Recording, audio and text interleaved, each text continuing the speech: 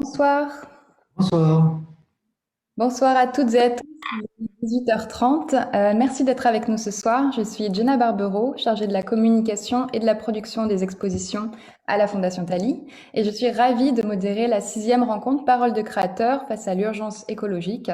Et ce soir, nous allons parler d'engagement, de force du collectif et de matériaux durables. Et pour en parler, je suis avec Prune Nourri, le designer Rami Fischler et l'architecte Nicolas Delon. Un grand merci d'être avec nous ce soir à chacun. Je rappelle pour les auditeurs qui se sont inscrits que vous avez la possibilité de poser vos questions et de réagir aux échanges et au partage d'idées en nous écrivant dans la fenêtre conversée en bas de l'écran. Prune, tu es donc artiste plasticienne, tu vis et tu travailles entre Paris et New York et tu interroges la notion d'équilibre et de déséquilibre, qu'il soit démographique, physiologique ou environnemental. Ton moyen d'expression est la sculpture et ton champ d'exploration se situe depuis plus de 20 ans sur les questions de la bioéthique, des déséquilibres de genre et de la fertilité. Tu déploies des projets au long cours en Inde, en Chine, aux États-Unis, très ancrés sur un territoire donné. À partir de 2016, tu ressens ta pratique sur ta propre perception du corps et sur le thème de la catharsis. Et ce thème de la catharsis donne lieu en fait à une nouvelle série de sculptures, initiée au départ par une performance à New York avec une Amazone gigantesque traversée par moitié de bâtons d'encens. Pour chacun de tes projets, ta particularité, c'est que tu vas travailler avec des anthropologues, des scientifiques, des sociologues, pour mettre en lumière en fait les dérives de la société qu'on souhaiterait masquer. À partir de 2017, tu exposes ces réalités éthiques et ethnographiques au musée Guimet à l'occasion d'une carte blanche. Et plus récemment, tu as investi les espaces du Bon Marché qui t'a donné à son tour carte blanche pour installer une Amazone érogène, une sculpture sur bois qui renoue avec ta formation à l'école Boulle en sculpture sur bois.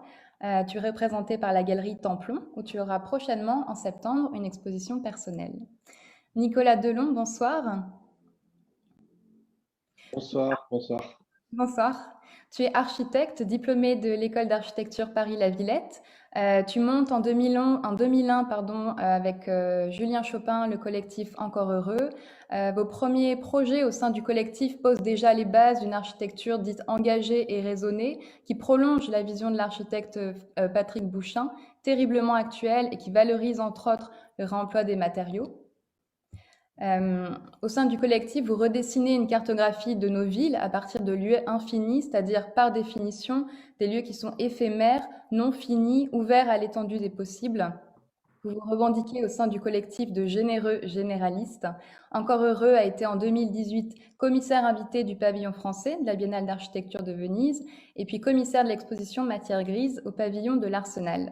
Vos projets récents et en cours comptent notamment le réaménagement de la brasserie au premier étage à la Tour Eiffel avec le studio de Rami Fischler et la construction d'un lycée à Mayotte qui devrait ouvrir en 2023 pour former les jeunes au métier de la construction à partir d'un bâtiment uniquement réalisé en terre crue. Rami Fischler, bonsoir. Bonsoir. Designer belge basé à Paris, tu défends une vision éclectique du design qui conjugue technologie et engagement environnemental. Tu es diplômé de l'ENSI des ateliers. Tu es lauréat également de l'Académie de France à Rome. Tu passes donc un an à Rome en tant que résident à la Villa Médicis. Tu rejoins le bureau d'études de Patrick Join pendant 9 ans, à la suite de quoi tu crées ton agence de design en 2011, RF Studio, qui compte aujourd'hui une quinzaine de collaborateurs. Ta conception du design ne se limite pas à l'objet, mais elle envisage aussi les mutations sociales, économiques, écologiques. L'identité même de ton agence est d'ailleurs la pluridisciplinarité. Les champs du design dialoguent avec celui de la culture et des nouveaux usages. Pour ne citer que quelques projets et parmi les plus récents, tu participes à la réalisation du restaurant solidaire Le Réfectorio avec Prune et le collectif Encore Heureux. Tu implantes le premier incubateur de philanthropie à Paris avec le Philanthrope Lab. Tu signes également la scénographie de l'opéra Hamlet avec le metteur en scène Cyril Test à l'Opéra Comique à Paris. Et tu montes en parallèle de ton agence la start-up NU, comme naturellement urbain, qui propose une série de solutions zéro déchet pour l'entreprise. En 2018, tu es élu créateur de l'année par le salon Maison et Objets. Donc un mot d'ordre pour vous définir tous les trois finalement, composer avec la réalité, mais ne pas faire de compromis sur le récit. Et c'est justement la trame qui va nous servir de fil rouge tout au long de cet échange, puisque la question du récit est primordiale dans votre travail. Au sein de vos projets, vous prenez le pouls en fait de toutes les mutations à venir, vous anticipez les nouvelles façons d'être au monde, en projetant des scénarios, en imaginant des futurs possibles. Est-ce que dans un premier temps, on peut revenir sur cette question des récits et la place que détient les récits dans votre pratique? Alors peut-être que Prune, tu peux commencer avec le projet des Terracotta Daughters. Il était justement question d'anticiper des projections. Tu vas nous en parler, mais voilà, avec les déséquilibres de genre tels qu'ils ont lieu encore en Chine, avec une projection dans le futur jusqu'à 2030. On voit déjà qu'on est très poli, donc on se laisse à chacun la parole, c'est bien. Merci Jenna, c'était une super introduction. Une belle analyse. Oui, je pense que la question en fait de l'histoire, on est tous des enfants, on a tous envie de se faire entendre, raconter des histoires à tous les âges, et on a tous baigné dans une culture orale. Et puis voilà, il y a aussi cet aspect de la mythologie qui est une sorte de les contes, la mythologie qui fait partie de notre ADN depuis des siècles, voire des millénaires. Et du coup, en tant qu'artiste, puisqu'on est encore des enfants en puissance avec ce lien direct à notre imaginaire, on a envie de se raconter et de raconter des histoires. Et c'est le cas avec le projet Terracotta Daughters, où effectivement, je suis partie d'une réflexion sociologique sur la question de la place des femmes, sur la question du déséquilibre du genre. Comment est-ce que dans toute une partie de la population mondiale, la Chine et l'Inde, qui sont les deux lieux que j'ai choisi pour faire mes projets, c'est un tiers de la population mondiale. Il y a la même problématique qu'on retrouve aussi en Europe, comme en Arménie, etc., d'une préférence pour le garçon qui amène à détourner des nouvelles technologies comme les échographies depuis les années 80 pour aller sélectionner le fœtus, et si c'est une fille, avorter. Et en fait, la problématique de tout ça, c'est non seulement l'aspect de sélection, donc une forme d'eugénisme, sélection de l'humain, mais aussi l'aspect de déséquilibre énorme qui en découle et qui crée des déséquilibres à d'autres échelles, et qui aussi reflète sur d'autres déséquilibres qui sont des déséquilibres écologiques, environnementaux, etc. Donc, j'ai décidé de faire ce projet après en avoir fait un d'abord en Inde, et j'ai pensé qu'est-ce qui justement fait partie de l'histoire là-bas en Chine, de manière, enfin de l'ADN, parce que moi je débarquais, il y a toujours cette question de la légitimité de l'artiste aussi, comment moi je débarque de l'étranger pour parler d'un sujet que je ne connais pas. Donc pour moi tout est dans la collaboration, on en reparlera parce que je sais qu'on fonctionne tous comme ça. Ma première démarche a été d'aller rencontrer des sociologues chinois spécialisés sur la question de ce déséquilibre démographique. Ils étaient par chance à Xi'an, qui est la même ville où il y a l'armée de terre cuite de soldats dont je m'inspirais, qui est vieille de 2000 ans, où il y a les artisans. Les petites filles sur lesquelles j'ai basé mon projet étaient à quelques heures de route aussi. Et tout ça a fait que une bonne étoile était là pour me faire créer un projet qui, au départ, je pensais me prendrait quelques mois et qui m'a pris plein d'années. Et donc, cette histoire que j'ai construite au fur et à mesure, je savais depuis le départ que pour moi, la clé de voûte de ce projet, c'était l'enfouissement en Chine, dans un lieu tenu secret, à la manière des soldats de terre cuite, et que je viendrais excaver en 2030 cette date où il y aura le plus gros déséquilibre homme-femme, le plus d'hommes qui chercheront à se marier et qui ne trouveront pas de femmes pour se marier à cause de ces sélections qui ont eu lieu à travers différentes générations. D'accord. Et vous, Rami et Nicolas, dans votre pratique, avant la mise en place d'un projet, il y a énormément de strates aussi de réflexion où on se projette sur les manières de vivre et d'habiter le monde dans 5 ou 10 ans. Ça nécessite de la fiction, passer par la fiction pour anticiper des scénarios à venir. Est-ce que vous pouvez nous parler également de la place de ces récits et à quel point le processus de création et de réflexion, même avant le résultat d'implanter un bâtiment bon, je sais que Nicolas, vous aimez pas d'ailleurs le terme de bâtiment, mais vous préférez celui de lieu infini. Mais parler voilà, de la place de ces questions et comment on anticipe des manières de vivre dans 5 ou 10 ans. sachant qu'en plus on est dans une époque où c'est devenu très difficile de se projeter dans le futur. Comment est-ce qu'on habiterait le monde dans 5 ou 10 ans?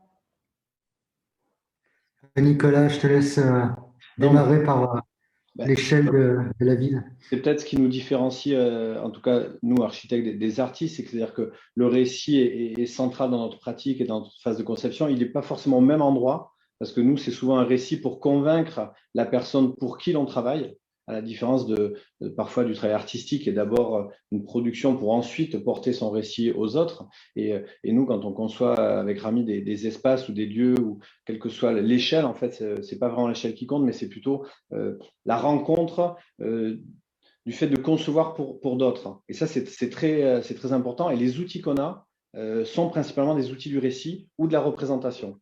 Et donc, le récit, ça va être l'histoire narrative qui est pas forcément que de la projection. C'est des fois aussi du récit, de regarder en arrière, de s'appuyer sur ce qui fonctionnait avant, de se dire pourquoi depuis les années 50, on a oublié tout un tas de techniques, de pratiques, de savoir-faire qui ont tenu des millénaires. Et puis tout d'un coup, on a considéré qu'il fallait les mettre à la poubelle et que l'industrialisation n'a pas forcé à les résoudre, cette envie de progrès. Donc, pour nous, les récits, c'est vraiment ce lien qu'on peut faire entre parfois des rétrofuturs aussi. C'est très important dans notre travail de se dire, est-ce que ce qu'on est en train de faire, c'est pour demain ou est-ce que c'est pas pour avant-hier? Parce que peut-être que dans quelques dizaines d'années, on sera dans des situations beaucoup plus problématiques. Donc ça, c'est important. Et l'autre chose, c'est que quand on est dans un environnement incertain, la question du récit central disparaît. C'est-à-dire que vu que l'environnement n'est plus stable, et on voit l'année 2020 nous a montré à quel point ce qu'on pensait immuable pouvait disparaître en un clin d'œil, avec un virus invisible qui a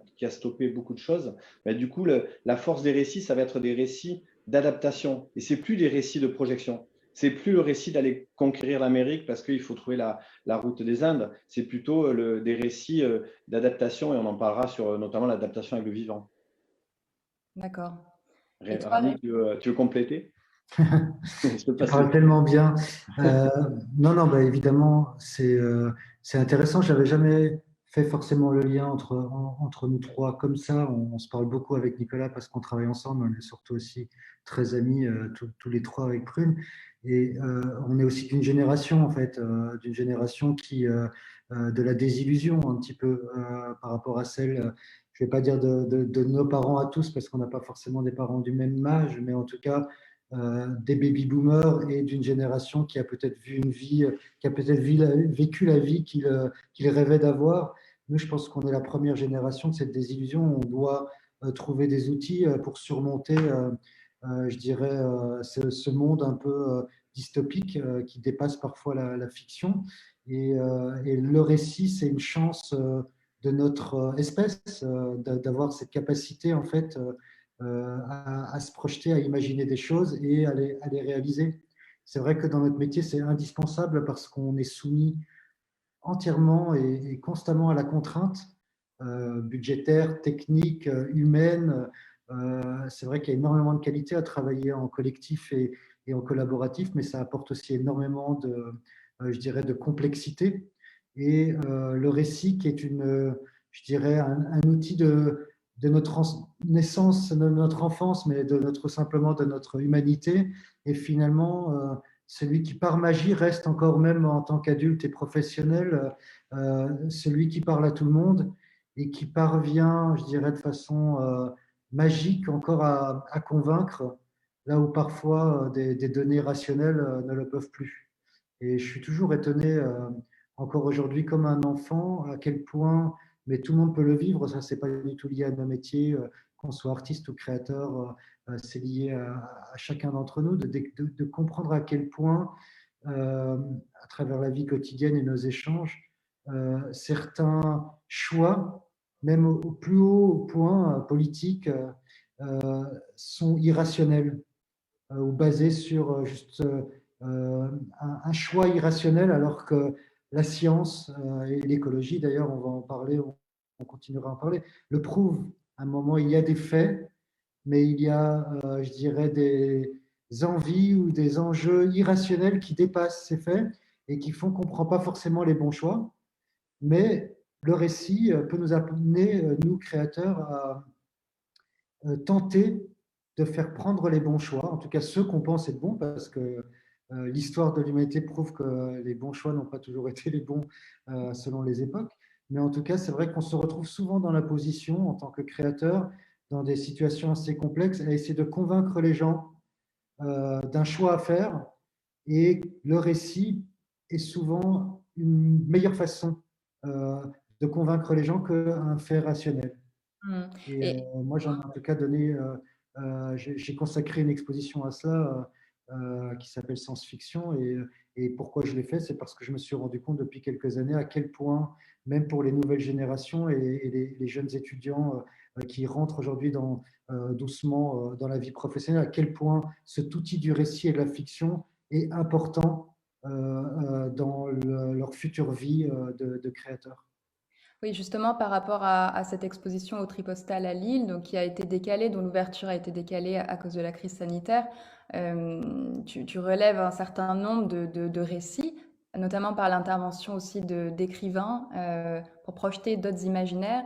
Et tu disais que c'est une chance finalement que l'ouverture de l'exposition ait été décalée parce que ça permet aussi aux visiteurs peut-être de mieux entendre aujourd'hui, après tout ce qu'on a vécu pendant cette année, de mieux entendre ce que vous projetez dans cette exposition.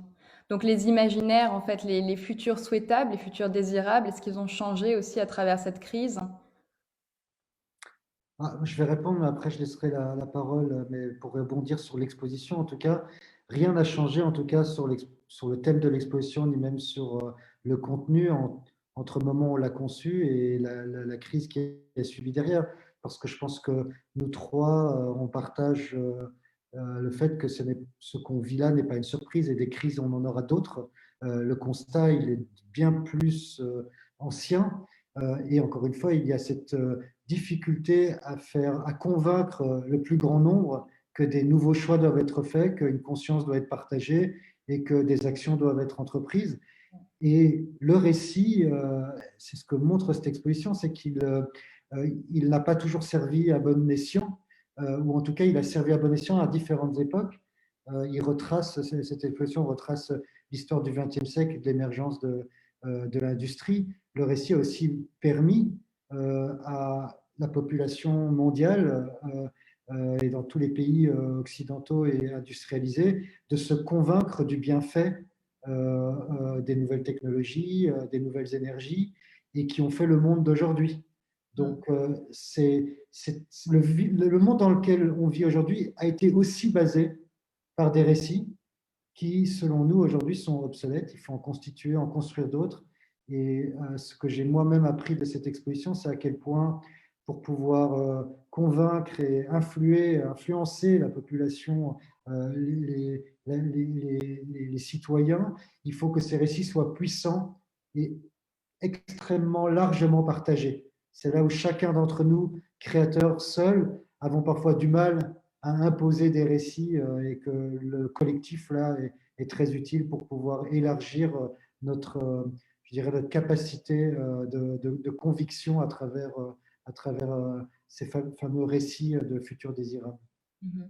Et justement, pour rebondir aussi sur, voilà, avant de parler de l'incarnation de ces récits à travers votre manière de travailler les matériaux, notamment les matériaux durables, j'aimerais bien relever aussi que la particularité que vous avez, c'est que vous projetez des récits qui sont disons, qui sont optimistes, qui sont pleins d'engagement et qui nous donnent envie d'espérer. C'est-à-dire que la culture littéraire et cinématographique a tendance à nous projeter des futurs qui sont plutôt dystopiques et qui nous feraient fuir par rapport à un futur voilà, plein de découragement et d'impuissance. Et vous, au contraire, dans votre pratique, vraiment à chacun, vous avez cette particularité de projeter peut-être des désirs, voilà, des rêves futurs avec beaucoup plus d'optimisme. Et ça, c'est très intéressant dans votre pratique. Au niveau voilà, de l'incarnation, cette question de l'incarnation est très importante dans ton travail, Prune. Incarner ces récits, ça passe aussi par l'utilisation de matériaux pour rendre crédibles aussi peut-être justement tous ces propos. Comment est-ce que vous travaillez à partir des matériaux biosourcés? Peut-être qu'on peut déjà revenir sur cette notion de matériaux biosourcés. Donc un matériau biosourcé, vous me coupez si je me trompe, c'est un matériau qui est présent déjà dans l'état naturel, dans la biomasse, qui n'a pas besoin d'être produit ni transformé par l'action humaine. Donc, par exemple, le bois, la terre crue, comment est-ce que vous travaillez avec ces matériaux-là? Alors, Moi, justement, c'est carrément une recherche. Je suis dans la phase embryonnaire de cette recherche-là, justement, parce que j'avais l'impression, à travers la sculpture, moi, ce que j'apprenais à l'école Boulle, quand j'ai fait l'école Boulle, alors oui, je faisais du bois, mais dès que je voulais faire du moulage, on m'amenait vers des résines époxy, des choses pour lesquelles il fallait mettre des masses, où on sentait que c'était mauvais pour soi, mauvais pour l'environnement, hyper frustrant. Euh, et en fait, c'était les plus abordables.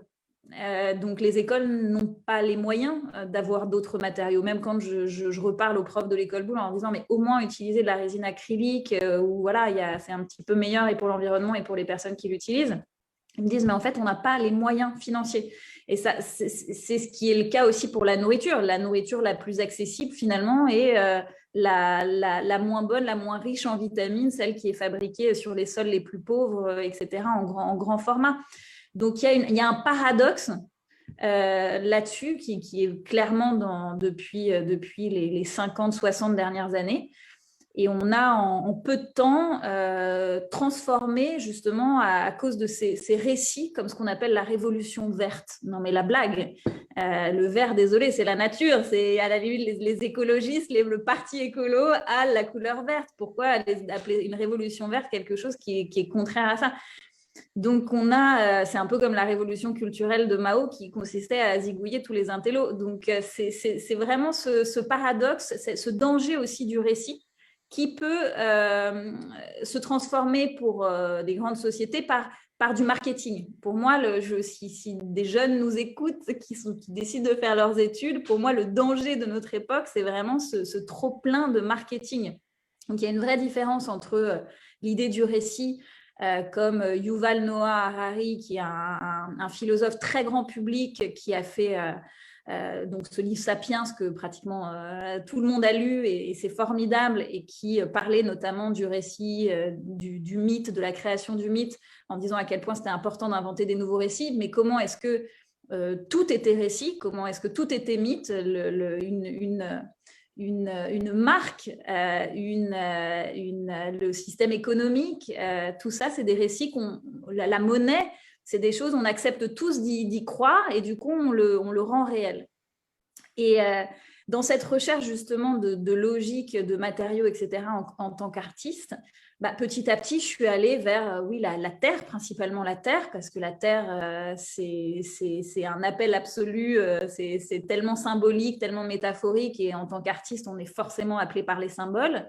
La terre nourricière, l'idée de la maternité. Je me suis retrouvée aussi pour les Terracotta Daughters au Mexique, où il y avait des sculptures, des fabrications en terre crue qui s'appellent les Temascales, qui sont des utérus.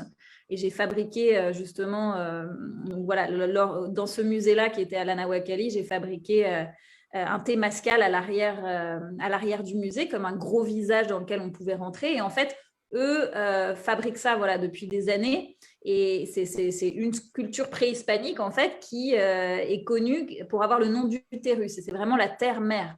Donc, dans cette recherche, je suis passée à la terre cuite, mais en fait, la terre cuite, il y a quand même cet aspect de cuisson. J'ai commencé à m'intéresser à la terre crue. J'en ai parlé à Rami. On était au moment du réfectorio. On s'était rencontrés peut-être il y a un an de ça. Je lui ai présenté l'artisan avec qui je travaillais, Franck Barboiron. Et on a commencé à brainstormer. Il m'a parlé d'un lieu vers Lyon qui s'appelle Amaco. Il m'a mis en contact avec eux. Et de là, on a commencé à faire des recherches, à rencontrer un des architectes là-bas, un des ingénieurs. Et j'ai pu développer une technique de béton de terre, qui est une manière pour moi de ne pas utiliser le béton, mais d'être plutôt dans un matériau qui comprend un maximum d'argile, un minimum de sable ou de ciment, mais qui me permet quand même de tenir en extérieur, etc., sans avoir besoin d'un toit, besoin d'une base en pierre, ce qui est le cas de la structure de terre crue, ce qui est possible pour l'architecture et moins possible pour la sculpture. Mais cette réflexion-là, elle est constante. J'ai fait l'école Boulle en sculpture sur bois, mais j'aime essayer plein de matériaux. Maintenant, c'est comment, à travers tous ces différents matériaux, mon intuition me mène de plus en plus vers ceux qui ont le moins d'impact sur l'environnement, où il y a le moins de transformation et en même temps qui fonctionnent avec les contraintes que j'ai. Donc, on reste dans l'artisanat. Mais pour vous donner un exemple, j'ai un projet architectural avec un groupe d'architectes et j'ai décidé de travailler avec 2 architectes, des architectes américains qui s'appellent Snøhetta, qui sont partout dans le monde et qui font des formations, enfin des buildings XXL avec beaucoup de béton, mais qui ont une vraie éthique, une vraie réflexion éthique. Et Wilfredo Carrezas, qui est un architecte péruvien installé en France, spécialisé sur la terre crue, qui part en Afrique réparer la mosquée de Mopti, etc. Et j'ai fait rencontrer ces 2 architectes qui sont aux 2 bouts de la chaîne, justement pour s'inspirer mutuellement dans cette idée que potentiellement, il peut y avoir d'autres solutions au béton dans le temps et ce n'est pas un retour en arrière, comme tu disais Nicolas, c'est cette idée de s'inspirer du passé pour trouver des solutions pour l'avenir. Je laisse la place à Rami parce que c'est vraiment toi qui m'as mis en contact avec eux. Donc, si tu veux parler plus de la terre crue. On va se faire des politesses, mais c'est vrai que Nico, c'est pas Nico qui m'a parlé d'Amaco, mais c'est quand même finalement venu de l'architecture parce qu'en réalité, et j'en parlerai après, mais je pense que on va faire un peu tourner. Mais Nicolas, je pense que tu as pas mal de choses à dire là-dessus et je rebondirai. En tout cas, sur la question de la matérialité, c'est un peu le grand écart de nos métiers. C'est-à-dire qu'on parlait des récits, puis tout d'un coup, on en vient à des tas de terre. Et en fait, il se trouve que nous, on fait des allers-retours constants entre ces récits ou ces méta-récits qui nous permettent de voir très loin, de voir juste à côté. Et puis ensuite, on va dans des entrepôts, dans des ateliers, sur le terrain, trouver des gisements. Nous, on appelle ça des gisements. C'est vraiment une matière très précieuse. Et c'est vrai que ce rapport qu'on redécouvre, alors là, je parle aussi comme architecte, mais aussi pour une profession qui a été éloignée de la matérialité de ces constructions. Moi, j'ai fait 6 ans d'études, j'ai commencé à travailler pendant une dizaine d'années. On ne m'avait jamais parlé de la provenance des matériaux avec lesquels on construit nos bâtiments que l'on dessine. Nous, on fait des lignes sur un papier blanc ou sur des ordinateurs, et ensuite, ça part dans on ne sait pas trop où, et puis des choses arrivent dans on ne sait pas où, comme si un chef cuisinier, en fait, n'avait aucune idée de la provenance de ses produits et se retrouvait à assembler des choses comme ça qu'il aurait écrites dans un CCTP. Donc, on s'est rendu compte que c'était totalement absurde d'avoir d'une part une méconnaissance et deuxièmement, c'était l'exposition Matières Grises en 2014, qu'on était au bord de l'épuisement de ces ressources. Mais un épuisement qui est dans 10, 15, 20 ans pour des métaux, pour des gisements comme le sable marin ou alluvionnaire, qui est le seul qui peut être utilisé pour le béton, parce que le sable du désert, il est roulé par le vent, et donc le grain de sable est trop rond, on ne peut pas faire du béton avec. Et donc, on a été pris d'un vertige en se disant, mais en fait, on ne peut plus continuer à faire notre métier si on n'a pas cette conscience des matériaux. Et c'est là où la question du réemploi est apparue, parce que le réemploi des matériaux considère que les matériaux qui sont autour de nous sont tellement précieux qu'on n'a pas le droit de les mettre à la décharge. On n'a pas le droit de les jeter, on n'a pas le droit de démolir impunément des bâtiments, des lieux, peu importe, parce qu'en fait, si on les met à la décharge, à la fois, il va falloir en prendre des nouveaux pour construire, et puis ces tonnes et tonnes de déchets, on ne sait pas non plus quoi en faire. Et en Île-de-France, par exemple, 75% des déchets, c'est des déchets du bâtiment. Donc, c'est très bien de classer ces déchets avec la poubelle verte, jaune et bleue, mais en fait, ça ne représente que 15% parce qu'il y a 15% d'industrie, 15% des domestiques et 75% du BTP. Donc là, on a été vraiment très interrogatif et on a essayé d'explorer avec tout un tas de penseurs, de chercheurs, d'ingénieurs aussi, ce nouveau rapport à avoir à la matière. Et ce qui est très intéressant aussi, c'est que c'est aussi un changement de façon de travailler. C'est ce qu'on appelle, nous, la fin de la page blanche. Donc, c'est aussi sortir le concepteur de cette idée où il se lève le matin, il a une idée, et puis parce que c'est un petit génie, il va faire une forme et ensuite il va mettre toute son énergie pour fabriquer cette forme. Quand on travaille en réemploi de matériaux, en fait, l'information vient autant de ce qu'on a en tête que du matériau qu'on trouve. Et c'était le cas notamment du pavillon circulaire qu'on a fait en 2015 sur le parvis de l'hôtel de ville, où on avait trouvé un gisement de portes d'appartements. Et en fait, le bâtiment a été construit avec ces portes-là. Donc, c'est un tout petit peu plus loin. Tac, tac, tac. Voilà, donc ça, c'était les portes, le gisement tel qu'on l'a trouvé. Et du coup, en l'assemblant, ça a permis de fabriquer ce bâtiment éphémère qui était là pendant la COP 21 pour parler de cette nécessité de repenser notre rapport à la matière. Et donc là, on voit que même les dimensions du bâtiment nous sont données par la dimension de la porte, parce qu'on a évidemment veillé à minimiser les coupes et autres. Et juste pour terminer, très tardivement, on s'est rendu compte qu'on ne pouvait pas non plus faire l'économie des savoir-faire.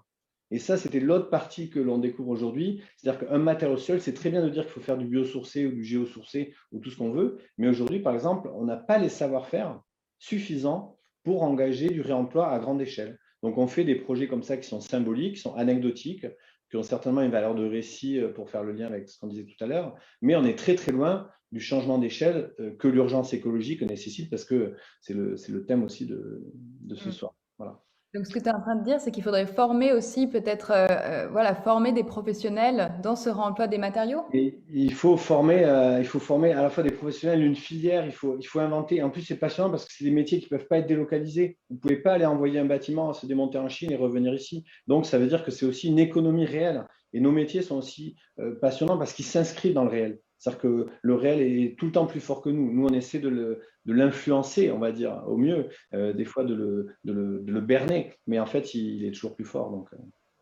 Est-ce qu'on peut passer les images du projet de réaménagement de la brasserie au premier étage de la Tour Eiffel? Vous avez été ensemble avec le studio de Rami. Également en terre crue, comment est-ce que la terre crue arrive à être valorisée aussi dans un lieu aussi prestigieux que cette brasserie? Comment est-ce que vous avez travaillé pour, voilà, peut-être pour convaincre aussi d'utiliser la terre crue pour ce réaménagement? vas-y, Rami. Merci, Nico. Non, mais c'est l'idée de la terre crue, en fait, c'est marrant parce que c'est un fil conducteur qui nous réunit, Prune, Nico et moi. Et la question n'est pas de savoir qui a parlé à l'autre parce qu'au final, finalement, c'est quelque chose qui nous lie, qui est bien plus fort. Comme je le disais tout à l'heure, c'est un sentiment de génération, de contexte actuel. Et c'est très symbolique, encore une fois, quand aujourd'hui on va utiliser la terre crue, dans mon cas, pour faire un mobilier ou pour l'intégrer dans un aménagement d'intérieur, c'est évidemment pas avec une conscience écologique ou avec le sentiment que ça va changer le monde. C'est encore une fois un sujet de récit. À un moment, il faut accepter qu'on a deux rôles en fait en tant que concepteur et créateur, celui d'être dans les rouages du système, d'être dans la complexité et de peser. Et on n'est évidemment pas tout seul, hein, je ne parle pas là de héros, c'est un travail collectif, on doit se persuader tous ensemble qu'il y a des choix vertueux à faire et que ces choix vertueux nécessitent parfois un peu de courage, parfois de tout simplement poser l'argent au bon endroit et surtout prendre les décisions au bon moment parce que quand on fabrique un mobilier ou qu'on produit un moule ou qu'on produit un espace ou carrément un immeuble, il y a un processus qui fait qu'à un moment c'est trop tard. C'est trop tard. Ça commence déjà presque à la rénovation parfois ou à la destruction d'un immeuble. Si à ce moment-là, vous n'avez pas pris les bonnes décisions, tout le reste devient totalement futile. Vous avez déjà pollué uniquement en détruisant avant même de commencer à travailler, en n'utilisant pas les bonnes filières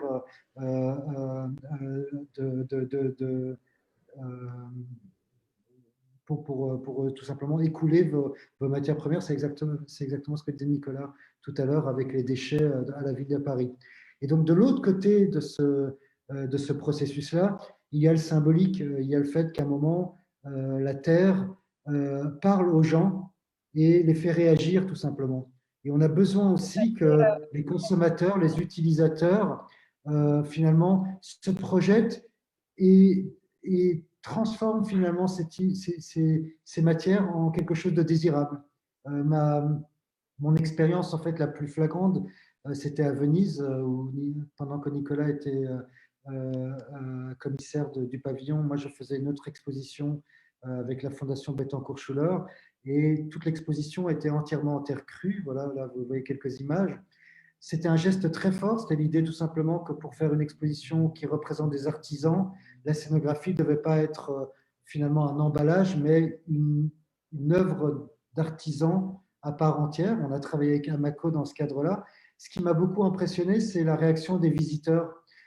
On est quand même sur une île, je veux dire, il y a de la terre partout et de l'eau, et les gens touchaient les murs comme s'ils n'avaient jamais vu de la terre crue. Voilà, c'était une matière nouvelle pour eux, juste parce qu'on l'a mis dans un endroit inattendu.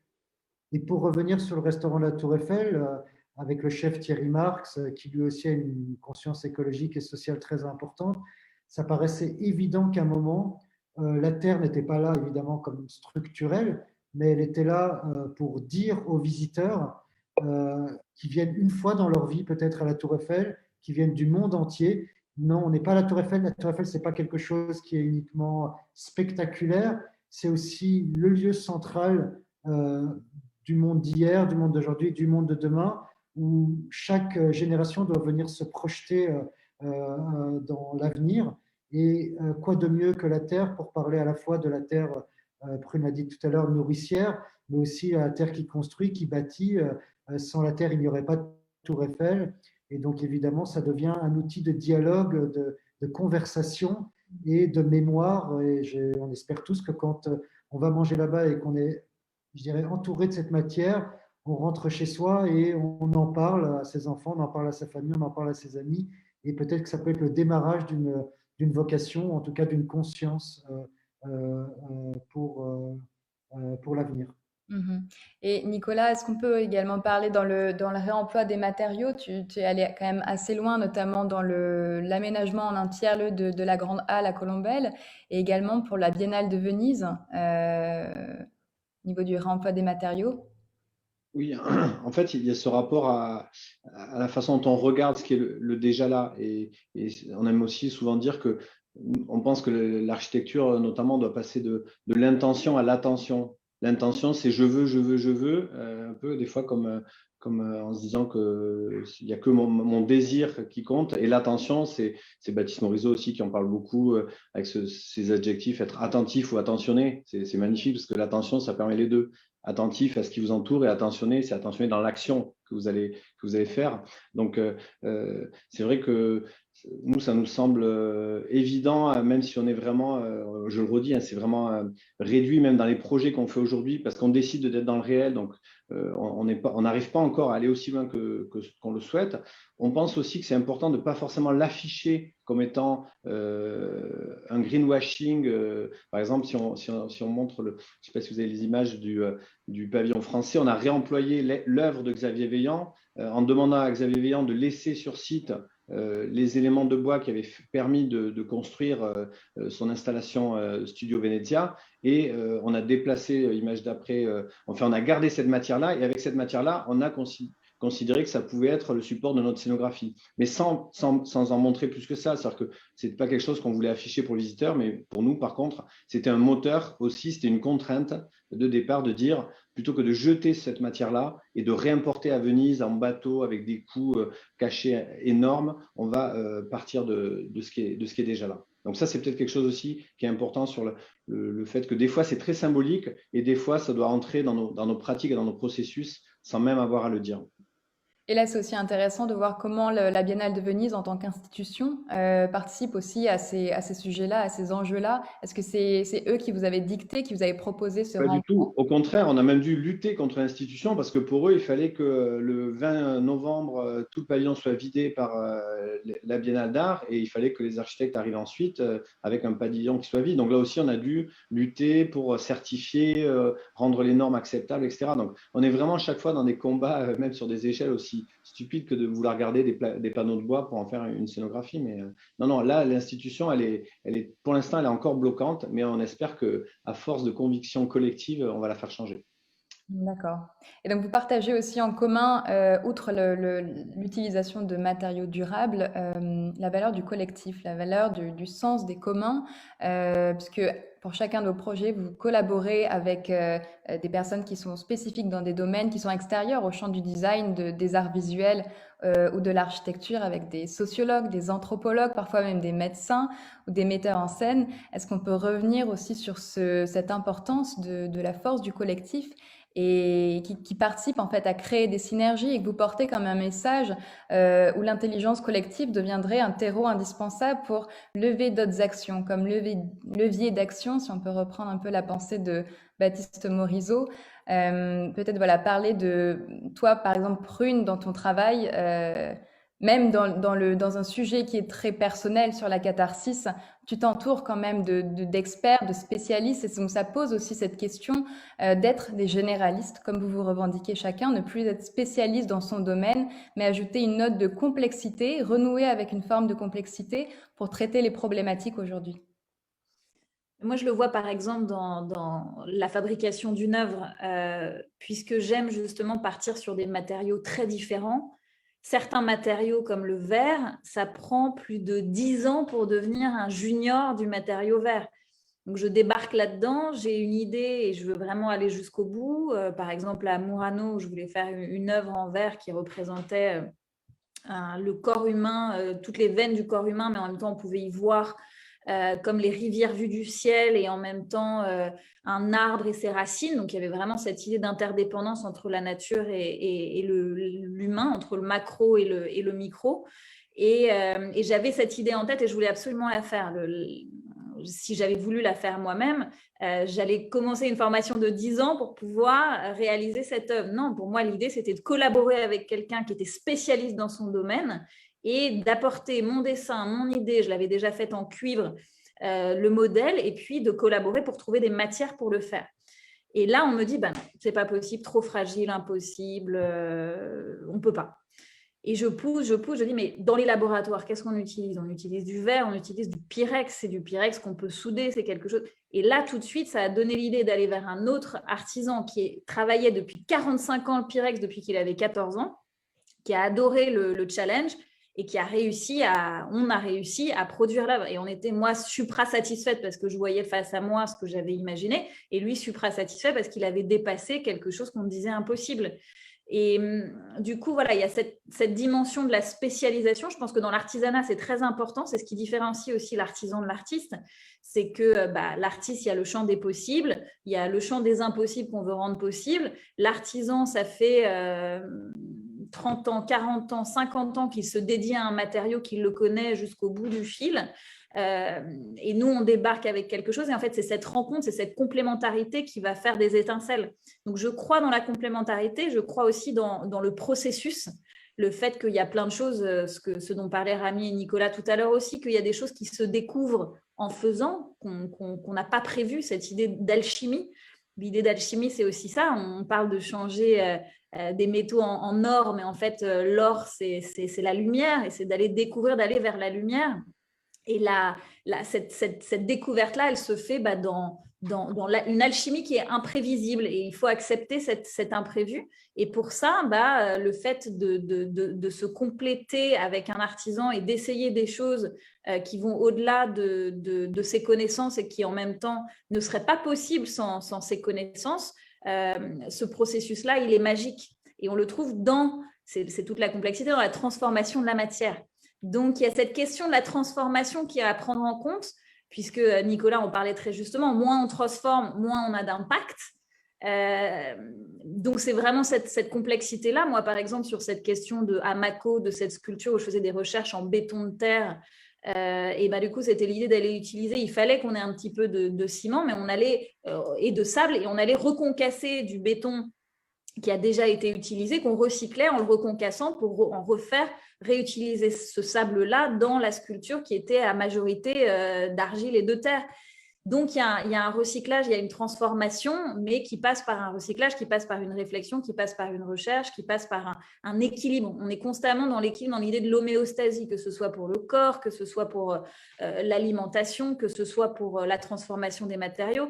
Mais si on avait plus d'architectes et de designers qui justement acceptaient, parce que en fait, nous, artistes, on a des tout petits impacts, mais, ou des impacts différents, on va dire. Mais c'est vrai que les architectes et les designers pensent notre quotidien, nous inspirent dans notre quotidien, nous inspirent dans ce dans quoi on vit, dans notre intimité, dans les bâtiments publics où on passe notre temps à aller. Donc, il y a ce rapport-là, cette responsabilité-là, on l'a, nous, en tant qu'artistes, mais je suis constamment inspirée par le travail de Rami et Nicolas pour ça. C'est parce que leur dimension de rapport au public est tellement importante et inspirera des générations sur, justement, la sensation du quotidien.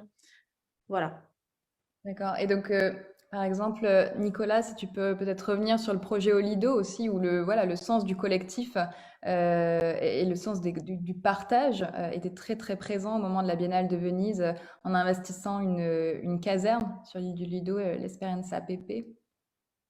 Ça, c'est aussi le choix de mixer la recherche et l'action. Et c'est de dire, on est aussi, on disait tout à l'heure, on est des interfaces entre des récits et de la matière. Donc, ça peut être le très grand et le très petit. Et là, on a considéré qu'en parallèle de l'exposition qu'on présentait dans un cadre très institutionnel, d'une biennale où il faut payer 25 € pour aller voir les pavillons des différents pays. Mais en parallèle de ça, on a souhaité mener une expérimentation dans un bâtiment abandonné et on a pris le budget qui était prévu pour les nuits d'hôtel, c'était 50 000 € pour héberger nos équipes et les gens qui allaient venir construire le pavillon français. Et avec ce budget-là, on a rendu habitable, dans des moyens très très légers, cette ancienne caserne du XVIe siècle qui était abandonnée depuis une dizaine d'années.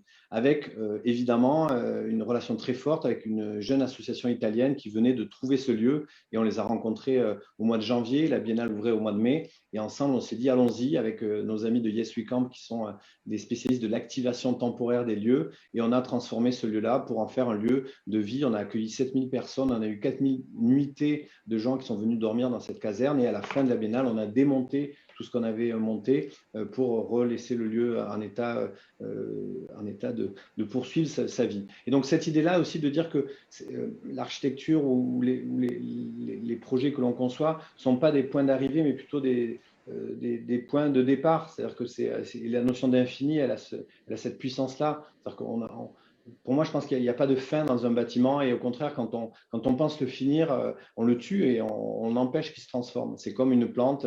On ne peut pas arrêter une plante de pousser, sinon on en fait un bonsaï. Et alors, c'est une stratégie différente, mais en tout cas, même le bonsaï continue de pousser. Et on a trop vu l'architecture et la conception et le design comme un moment où on allait travailler, fabriquer et puis finir. Et cette fin-là, pour nous, elle est pas possible. Donc, on essaie de porter ça et faisant ça, je pense que ça nous réunit aussi à tous les trois. On crée aussi les conditions de la rencontre et les conditions de concevoir ensemble des choses qui nous dépassent individuellement. Et ça, c'est magnifique parce que c'est inimaginable en fait. Et suite à ça, on a aussi j'ai beaucoup travaillé sur la question de la confusion. Aujourd'hui, on cherche à faire du commun et je pense que de manière un peu contre-intuitive, le commun ne vient pas de la clarification extrême de ce qui ferait qu'on serait d'accord sur tout, mais fait qu'on accepte une forme de confusion entre nous. Et parce qu'on a cette confusion-là, peut-être que c'est les conditions pour créer du commun. Et ce projet de caserne au Lido, il a été rendu possible parce que l'Institut français était dans la confusion, la ville de Venise était dans une forme de confusion, le propriétaire du bâtiment était dans une forme de confusion. Nous-mêmes, on ne savait pas trop ce qu'on allait en faire. Et c'est parce qu'on avait ces conditions-là, additionnées à une grande confiance entre les parties prenantes, qu'on a pu faire cette aventure-là. Donc, c'est intéressant aussi, je trouve, de parler aussi de ces bâtiments vides. En Île-de-France, il y a 6 millions de mètres carrés de bureaux inoccupés. Donc, je veux dire, on pourrait tout de suite décider d'arrêter de construire le moins de mètres carrés avant de n'avoir réhabilité ces bâtiments vides qui sont insupportables. On ne les voit pas, mais ils sont là. Et je pense que là, on doit aussi être peut-être plus radical aussi dans nos approches collectives pour exiger que ces situations-là se transforment. Mm.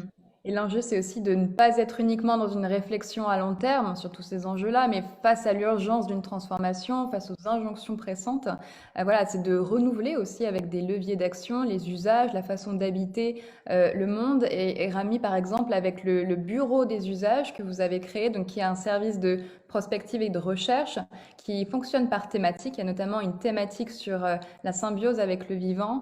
Est-ce que vous pouvez un peu plus nous en parler? C'est particulièrement intéressant de voir qu'il y a aujourd'hui une agence d'architectes, de designers qui travaillent sur ces questions en termes de propositions, de renouer une forme d'équilibre avec le monde végétal et les espèces animales. À quel stade aujourd'hui en sont vos recherches dans ce domaine-là et avec qui vous travaillez sur ces enjeux? Est-ce que ce sont des experts dans le biomimétisme? Est-ce que ce sont des botanistes? Est-ce que ce sont des philosophes? Oui, non, le bureau des usages, en fait, c'est un peu paradoxal, en fait, parce qu'en réalité, c'est notre métier, de travailler sur les usages. Je me suis juste rendu compte que euh, quand j'ai quitté l'ENSI et que j'ai commencé à travailler, et après avoir travaillé avec Patrick Jouan aussi, j'ai pas du tout souhaité, moi, partir dans le monde de l'édition. J'ai vraiment senti il y avait une rupture. C'est vrai que très naturellement, les designers, c'est ce qu'expliquait aussi Nicolas avec la page blanche, sont, je dirais, amenés à penser des objets, à les produire. Et puis, il y a comme ça cette fuite en avant où en fait, on ne sait plus trop s'il y a un vrai besoin ou s'il y a avant tout surtout un besoin de créer des nouvelles choses et parfois pour des mauvaises raisons. Et l'école prépare pas forcément à ces paradoxes, parce qu'à la fin, il faut bien vivre et c'est un vrai métier, il faut en vivre. Euh, donc, je fais partie, je pense, d'une génération de designers qui ont compris, de par la force des choses, que la réponse de notre travail, enfin en tout cas notre emprise sur le monde, ne devait pas passer que sur la production d'objets. Et on s'est aussi rendu compte que ce n'était pas forcément bien compris par nos clients. Euh, on est souvent appelé par des gens qui veulent tout de suite qu'on aille vers la mise en forme, vers l'aménagement, vers la réponse, vers la signature. Et c'est très difficile de se confronter à ça et de faire un pas de côté. Et le bureau des usages, en fait, je l'ai créé pour ça. C'est-à-dire que c'est déjà ce qu'on fait tout le temps. On ne commence pas un projet sans penser à l'usage. Par contre, nos clients, parfois, n'y pensent pas. On est obligé de leur dire, écoutez, il y a une phase avant de commencer à dessiner. Elle n'est pas forcément toujours la même selon qu'on est artiste, architecte ou designer, mais finalement, il y a cette phase de réflexion qui est souvent sous-estimée, pas payée, parce qu'on estime qu'elle fait partie du processus, alors qu'en réalité, plus on avance dans le temps et plus c'est pour moi la phase la plus importante d'un projet. Et donc, dans ce bureau des usages, en fait, finalement, on essaye d'arriver plus tôt dans le projet et de rappeler en fait à nos clients qu'avant, voilà, cette image est assez intéressante pour ça. En fait, elle peut être très pédagogique, mais c'est en fait un peu un guide. Ça permet à nos clients de se dire qu'avant même de commencer à se demander quelle mise en forme on va mettre, si on n'arrive pas à répondre à ces questions-là dans un projet, c'est qu'il y a quelque part un loupé. Ou du point de vue du brief de départ, ou du point de vue de l'attente de l'utilisateur, ou du point de vue de l'investissement. Donc, on se situe un petit peu là au début d'un projet. Et c'est vrai que si vous me demandez avec quel type d'acteurs on travaille, c'est sûr qu'aujourd'hui, on va travailler avec des restaurateurs, mais on va aussi travailler avec la restauration rapide, on va essayer de travailler avec Rungis, on va aussi travailler avec évidemment les entreprises qui fabriquent des packaging. Là, vous voyez le frigo nu qui représente finalement un moment une synthèse de tout ça. C'est-à-dire que quand on va avoir tout cet écosystème autour de nous, la réponse ne va pas forcément être de créer un restaurant, mais plus de créer une interface qui permet, dans ce cas-ci par exemple, de faire manger zéro déchet dans l'entreprise. Alors qu'est-ce que ça veut dire? Ben, ça ne veut pas dire faire grand-chose finalement. C'est plus de créer une plateforme digitale et physique qui permette aux restaurateurs, aux restaurants, aux traiteurs, aux boulangeries, dans un quartier, de se sensibiliser au zéro déchet, c'est-à-dire arrêter d'utiliser des emballages qui finalement sont utilisés que quelques minutes, hein, puisqu'on achète on achète un déjeuner et puis on le mange et puis on jette l'emballage, c'est complètement absurde. Donc, c'est de sensibiliser finalement cet écosystème qu'il y a une autre façon de faire et que cette autre façon de faire peut créer de l'économie. Parce qu'à la fin, nous, notre objectif, c'est que les gens puissent vivre de ce qu'ils font. C'est aussi peut-être la différence avec le monde artistique. C'est vrai que nous, on fait partie d'un système qui doit générer une économie très souvent et générer une rentabilité, ou sinon on ne fait pas appel à nous. Donc il faut qu'on trouve, qu'on associe finalement parfois des extrêmes qui sont d'un côté des enjeux écologiques, environnementaux, sociétaux, à un enjeu pragmatique qui est celui de l'économie et qui nous amène à nous rapprocher évidemment à des économistes, des sociologues, des scientifiques pour arriver à produire finalement ces écosystèmes. L'enjeu aussi aujourd'hui, c'est de se détacher d'une conception un peu dualiste qui consisterait à dissocier l'homme de la nature. Prune, tu as aussi travaillé sur cette thématique en interrogeant à travers la série Anima la frontière entre l'animé, l'inanimé, le naturalisme et l'animisme. Est-ce qu'on peut montrer quelques images et nous parler de ce projet? Donc, tu es parti avec une anthropologue au Mexique pendant plusieurs mois pour travailler justement sur cette question de l'âme et du vivant. Oui, c'est en fait une rencontre avec une anthropologue et magicienne qui s'appelle Valentine Losso et qui me parlait de sa jungle où elle allait depuis 8 ans. Elle parlait couramment maya, en plus d'espagnol, venant de Normandie. Une fille assez incroyable qui était partie pendant 1 an alors qu'elle avait une maladie qui a duré 1 an, qui l'a rendue aveugle et elle a décidé pour sa thèse de ne pas annuler tout ça. Elle est partie dans la jungle aveugle pour la première fois. Ça lui a permis en même temps de connecter avec les personnes vivant sur place, puisque tout de suite, ils étaient obligés de la prendre par le bras et de lui raconter, de lui expliquer la forêt, pour lui expliquer dans quoi il vivait. Et en fait, au final, ça lui a fait comprendre aussi beaucoup plus rapidement, puisqu'elle voyait à travers les yeux de l'autre. Tout ce récit, moi, m'a beaucoup inspirée. Elle connaissait mon travail, elle appréciait mon travail. Et là où elle n'avait jamais amené quelqu'un, proposé à quelqu'un de venir là, puisque c'était son lieu à elle de travail, et qu'il y avait aussi ce respect avec voilà, les gens qui vivaient là, de ne pas aller amener, on n'allait pas faire du tourisme dans ce lieu-là.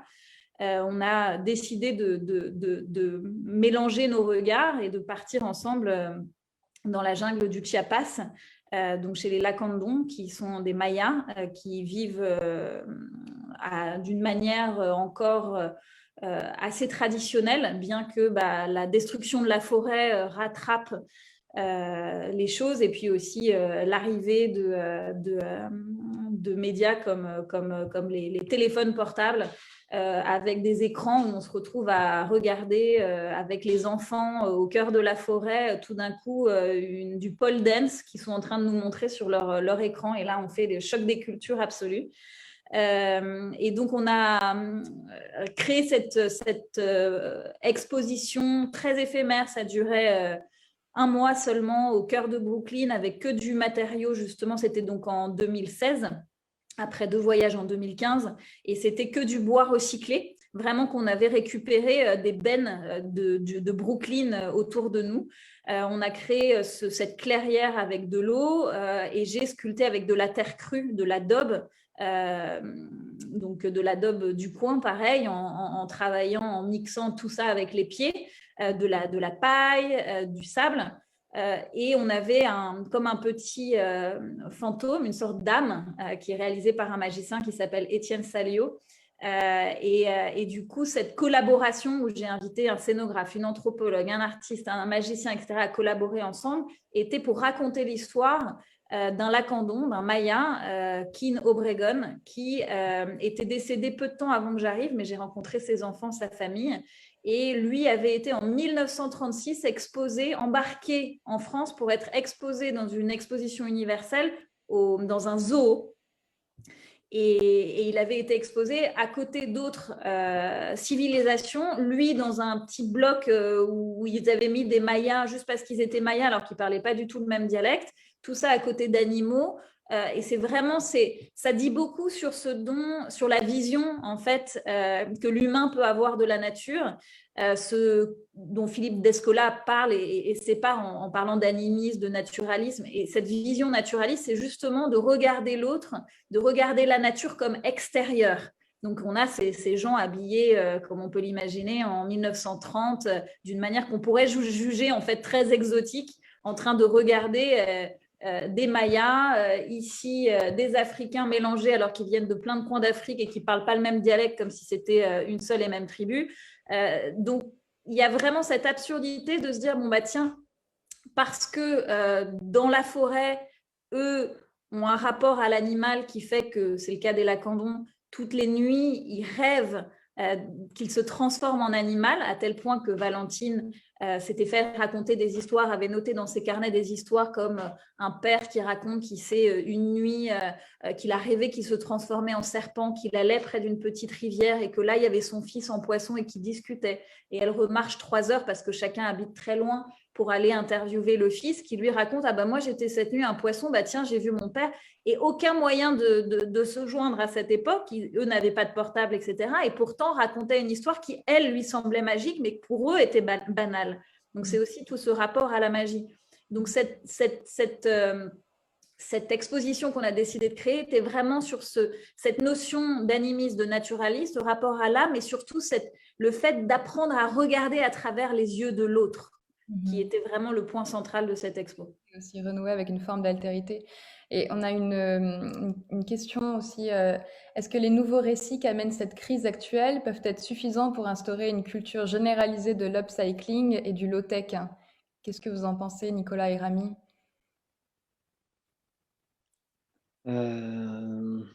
Mais l'enjeu, c'est de retourner les imaginaires, parce qu'on voit bien que la situation assez catastrophique dans laquelle l'humanité entière est plongée, parce qu'il y a la planète, la Terre et le monde, c'est les trois échelles. La planète, quoi qu'on fasse, elle va continuer à tourner. La Terre, on sait qu'elle a des transformations climatiques qui peuvent faire en sorte qu'elle se modifie. Et puis le monde, si on continue comme ça, à 1, 2 ou 3 degrés, on sait que ça va très mal se finir. Donc c'est sûr que le décalage qu'il y a entre l'urgence dont parlait Rami tout à l'heure, où les faits aujourd'hui sont quasiment plus discutables, ce qui n'était pas du tout le cas il y a 20 ans ou même il y a 10 ans, et la faiblesse des actions entreprises est très perturbant. Et c'est perturbant parce que ça nous questionne aussi dans nos contradictions personnelles, dans nos modes de vie, dans les choix que l'on fait, que l'on essaie de faire le moins mauvais possible. Mais dans moins mauvais, il y a quand même le mot mauvais. Donc, il faut aussi être conscient de ça. Et donc, pour ça, nous, on pense que l'enjeu, il est collectif et il est politique. C'est-à-dire que l'écologie sans lutte des classes, c'est du jardinage. Moi, j'adore cette citation parce que c'est vraiment ça, en fait. C'est qu'on peut pas dissocier le côté où il faudrait prendre soin des arbres, de la planète et puis des ours polaires, et puis l'inégalité entre le nord et le sud, les riches et les pauvres, et ceux qui ont des toits et ceux qui n'en ont pas. Donc, en fait, c'est un énorme merdier, et dans cet énorme merdier, il y a des énergies que l'on traque, que l'on espère et que l'on essaie d'accompagner. Ces énergies, elles sont collectives, elles sont sur le fait de se sortir de la propriété privée aussi peut-être, d'inventer vraiment à des échelles beaucoup plus importantes. Mais pour répondre à la question, je pense qu'on est vraiment aux prémices, on est au tout début, donc des fois on a envie de baisser les bras parce qu'on se rend compte qu'on fait tellement peu face à l'ampleur de la tâche. Et puis parfois on rencontre des chevaliers blancs de l'engagement, ou des gens qui… moi j'ai été vraiment bouleversé par ma visite à Notre-Dame-des-Landes avant qu'on sache que l'aéroport ne se faisait pas, par des jeunes qui ont décidé à un moment donné de leur vie de dire ma vie c'est d'être là et c'est d'empêcher cet aéroport. C'est assez bouleversant parce que c'est un courage immense, et je pense que voilà, on doit aussi regarder ça, et on doit peut-être nous concepteurs avoir conscience de ça pour l'accompagner ou pour le transformer, je ne sais pas. Mais la tâche est grande, hein, et on va pas être, je ne sais pas combien de gens nous regardent là, mais il faudrait que vraiment beaucoup de monde s'y mette en même temps. Voilà en tout cas ce que je pouvais dire sur ce. Bon, et c'est vrai que l'heure tourne, il est déjà 19h30. Ça passe vraiment, vraiment très, très vite, surtout quand il y a autant de projets passionnants à aborder. La dernière question que j'aimerais vous poser, peut-être, c'est sur la question de la transmission aux jeunes générations. On a toute une génération pour laquelle on prédit un avenir plutôt décourageant. Quel message vous pouvez porter pour ces jeunes générations qui, demain, peut-être appliqueront aussi les récits sur lesquels vous travaillez aujourd'hui? Peut-être nous conseiller une lecture inspirante ou alors une action voilà, pour donner de l'espoir, pour donner envie à ces jeunes générations aussi de prendre leur courage à deux mains et d'engager ces actions-là, c'est-à-dire d'être aussi dans la création, dans la proaction. Je pense que là-dessus, on peut tous parler. On a tous une relation, je pense, heureusement encore à cette génération en devenir. On a tous l'âge de se dire qu'on est plus nous tout seuls, je veux dire, aux affaires, et qu'il y a une génération qui arrive qui va, je l'espère, en tout cas, moi je suis très optimiste là-dessus, même si je suis comme Nicolas, je suis très optimiste en façade. Je suis plutôt très défaitiste intérieurement parce que je sais que la tâche est insurmontable à la toute petite échelle qu'on est en tant que créateur. Mais bon, je suis belge, je viens d'un tout petit pays, mais la France n'est pas beaucoup plus grand en réalité par rapport à la tâche. Il y a l'Asie derrière, il y a l'Inde, il y a tous ces pays qui veulent leur part de réussite aussi, et qui sont plutôt dans une aujourd'hui effervescence industrielle plutôt que dans une décélération, et sans aussi leur, je dirais, contribution, nous n'irons pas très très loin. Donc ça va peut-être nous obliger aussi, on parle beaucoup du collectif, mais peut-être que ce collectif doit aussi s'ouvrir beaucoup plus et s'internationaliser. Ça, c'est sans doute un des sujets aussi pour les écoles. Je pense que demain, les étudiants devront beaucoup plus voyager, créer des liens dans le monde entier, se marier entre eux. Enfin, c'est quand même à ça aussi que ça sert les écoles. C'est des rencontres qui, pour la vie, et ces rencontres pour la vie, elles ne peuvent plus rester dans des petites communautés, je dirais, territoriales. Elles doivent devenir internationales. Et c'est ce que je dirais, parce qu'on n'a pas beaucoup de temps, c'est vraiment profiter de ce moment de l'école pour voyager et créer des connexions, pas que sur Internet ou sur Instagram, mais des vraies connexions qui, pour la vie, pourront peut-être créer demain des projets planétaires. Voilà, c'est ce que, besoin C'est de sympa de dire ça en pleine période Covid, où personne peut. Eh ben, c'est comme Notre-Dame-des-Landes, il faut prendre des risques et braver les interdits. On peut voyager à vélo, hein. On peut aller très loin à vélo. Tout à fait. Et toi, Prune, est-ce que tu aurais une lecture inspirante à nous partager? Euh, Bah, oui, plein. Philippe Descola, ça certainement. Ensuite, Baptiste Morisot, que j'ai découvert à travers Nicolas Delon, qui m'a gentiment offert le livre dernièrement. Après, il y a l'aspect grand public aussi, comme Cyril Dion. Moi, je trouve ça super parce qu'il propose aussi des moyens d'action. J'attends son film Animal. Voilà, donc c'est à la fois il y a des choses plus petites et puis plus cachées. Et puis il y a des points de vue plus grand public, comme même Hubert Reeves, l'astrophysicien qui parle d'interdépendance, Cyril Dion, etc. Donc on a autour de nous tellement de lectures quand on commence à creuser le sujet.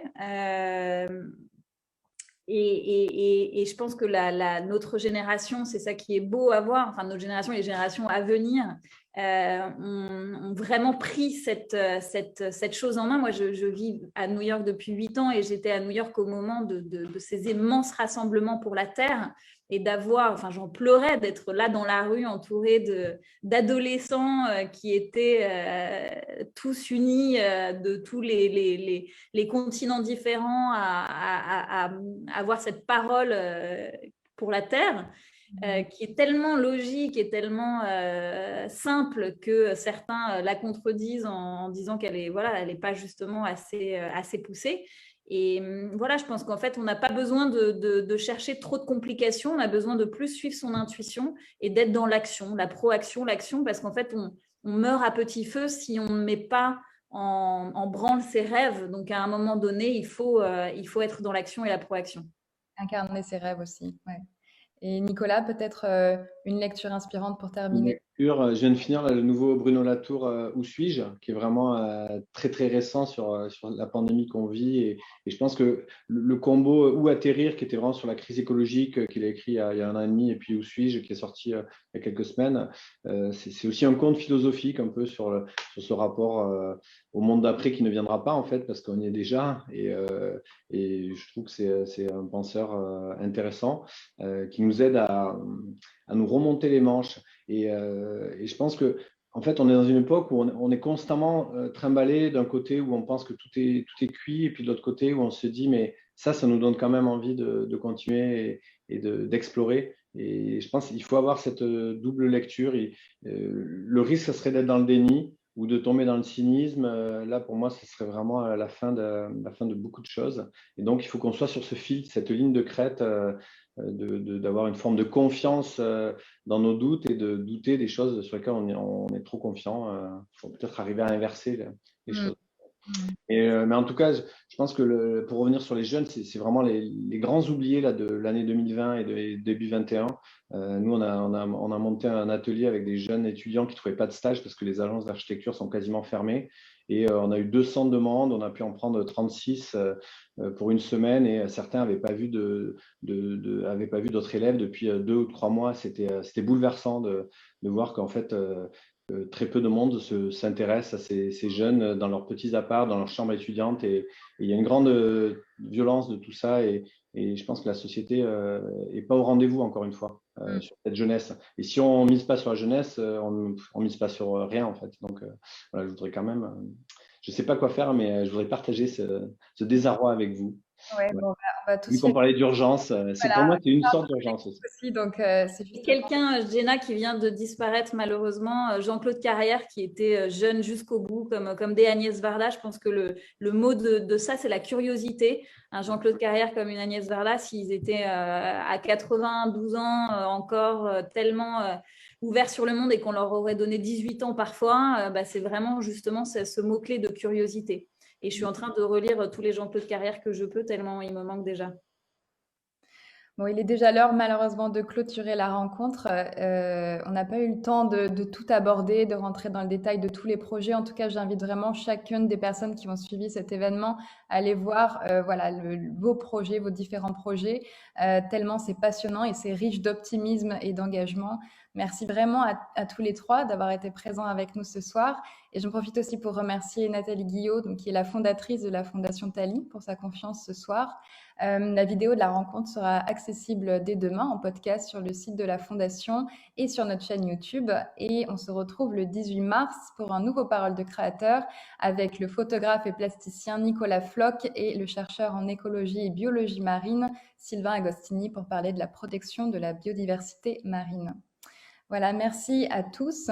Voilà, n'hésitez pas à poser vos questions par téléphone ou par mail. Et Prune, Rami, Nicolas, j'espère qu'on pourra poursuivre ces échanges peut-être en présentiel très vite et puis continuer à discuter de ces sujets passionnants et terriblement inspirants.